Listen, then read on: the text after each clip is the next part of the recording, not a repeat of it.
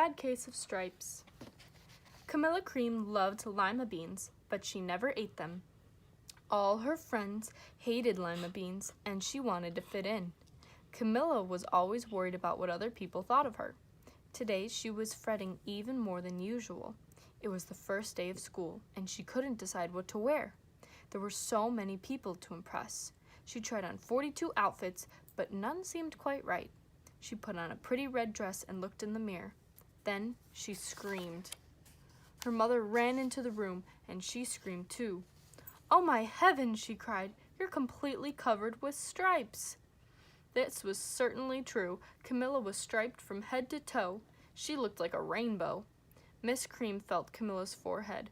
"Do you feel all right?" she asked. "I feel fine," Camilla answered, "but look at me." "You get back in bed this instant," her mother ordered. "You're not going to school today." Camilla was relieved. She didn't want to miss the first day of school, but she was afraid what the other kids would say, and she had no idea what to wear with those crazy stripes. That afternoon, Dr. Bumble came to examine Camilla. "Most extraordinary," he exclaimed. "I've never seen anything like it. Are you having any coughing, sneezing, runny nose, aches, pains, chills, hot flashes, dizziness, drowsiness, shortness of breath, or uncontrollable twitching?" "No," Camilla told him. "I feel fine." "Well then," Dr. Bumble said, turning to Mrs. Cream, "I don't see any reason why she shouldn't go to school tomorrow. Here's some ointment that should help clear up those stripes in a few days. If it doesn't, you know where to reach me." And he went off. The next day was a disaster. Everyone at school laughed at Camilla.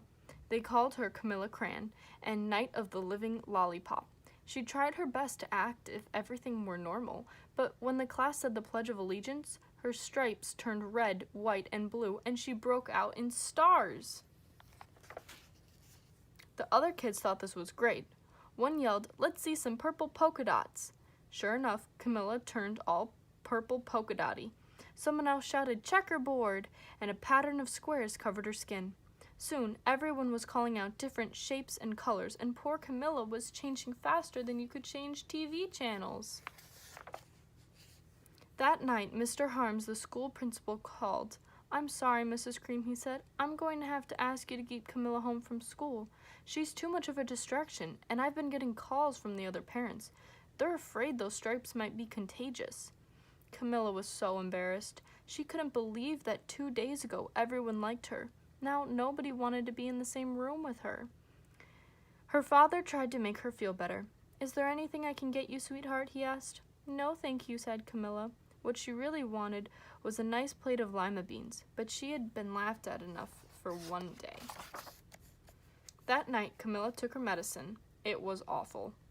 When she woke up the next morning, she did feel different, but when she looked in the mirror, and there, staring back at her, was a giant, multicolored pill with her face on it. Dr. Bumble rushed over as soon as Miss Cream called, but this time, instead of the specialists, he brought the experts. Dr. Gord and Mr. Mellon were the finest scientific minds in the land. Once again, Camilla was poked and prodded, looked at and listened to. The experts wrote down lots of numbers. Then they huddled together and whispered. Dr. Gord finally spoke. "It might be a virus," he announced with authority. Suddenly, fuzzy little virus balls appeared all over Camilla. "Or possibly a form of bacteria," said Mr. Mellon. Out popped squiggly little bacteria tails. "Or it could be fungus," added Dr. Gord. Instantly, Camilla was covered with different colors of fungus blotches. The experts looked at Camilla, then at each other. "We need to go over these numbers again and get back to the lab," Dr. Gord explained. "We'll call you when we know something." But the experts didn't have a clue, much less a cure. By now, the TV news had found out about Camilla. Reporters from every channel were outside her house telling the story of the bizarre case of the incredible changing kid. Soon, a huge crowd was cramped out on the front lawn. The Creams were swamped with all kinds of remedies from psychologists, allergists, herbalists, nutritionists, psychics, an old medicine man, a guru, and even a veterinarian. Every so-called cure only added to poor Camilla's strange appearance until it was hard to even recognize her. She sprouted roots and berries and crystals and feathers and a long furry tail. but nothing worked. One day, a woman who called herself an environmental therapist claimed she could cure Camilla. "Close your eyes," she said. "Breathe deeply, and become one with your room." "I wish you hadn't said that," Camilla groaned. Slowly, she started to melt into the walls of her room. Her bed became her mouth, her nose became her dresser, and 2 paintings were her eyes. The therapist screamed and ran from the house. "What are we going to do?" cried Mrs. Cream. "It just keeps getting worse and worse." She began to sob. At that moment, Mrs. Cream heard a quiet little knock at the front door.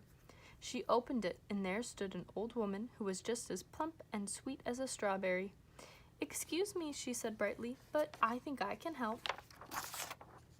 She went into Camilla's room and looked around.